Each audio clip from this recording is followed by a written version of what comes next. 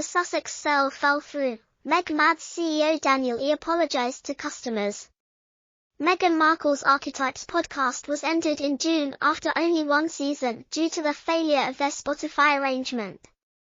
A Spotify executive has now explained why this occurred. One possible explanation discussed was that not creating it did not make customers pleased. The Spotify CEO has explained why he feels the program was a failure and why the well-known duo may have been let go from the £18 million podcast agreement. Daniel E., who was making a rare media appearance over 4 months after it was revealed that the Archetypes podcast would not be extended for a second season, conceded that some of Spotify's original ideas had not gone as planned. According to sources close to the couple's multi-million-pound agreement inked in 2020, it was dropped after the couple failed to generate enough content to warrant the entire sum. Harry and Meghan's £18 million podcast arrangement fell through because the Sussexes produced just 12 episodes in 2.5 years, despite Meghan's exquisitely dull nature. I seriously doubt that any forecast she is in charge of would be successful. She acquired the rights to a book that everyone who has read it believes is terrible. I doubt whatever she tries will be successful, casting new light on the decision not to renew Harry and Meghan's contract. Spotify CEO E told the BBC that new innovation was required in the company.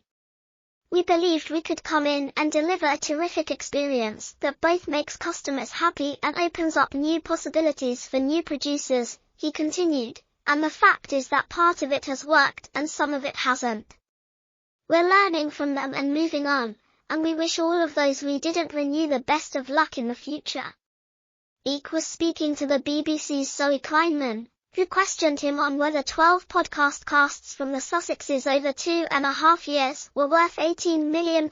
She said his response had been very diplomatic on a conference call with financial analysts earlier this year. He conceded mistakes were made during a spree of more than $1 billion as it attempted to establish itself as the top competitor in the industry. It's actually surprising how much Spotify has been talking about. I read that they were in litigation for a year because Spotify tried and failed to get their advance back, so I wonder if they know Harry and Meghan are too scared to get back into court with them. To be fair to Spotify, they signed or at least started negotiating these deals when they were still with the British royal family. Their reputations would have been very different and they wouldn't have done the Oprah interview, yet getting that kind of royal access would have been difficult. Netflix The Oprah Life Fest.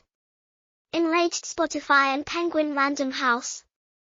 Basically, the grifters sold their unique story to all of them, but keep in mind that Spotify had to explain to its investors why it hired the Hulls, and one of its executives had to explain it in the British Parliament because there was a lot of conflict in the music world over giving them $1 million deal. The Spotify and Netflix transaction was ambiguous from the start, so we shouldn't feel sorry for Spotify, but rather that the Harkle have nothing to claim, since if the full pot is disclosed, the Hulls will be the most damaged.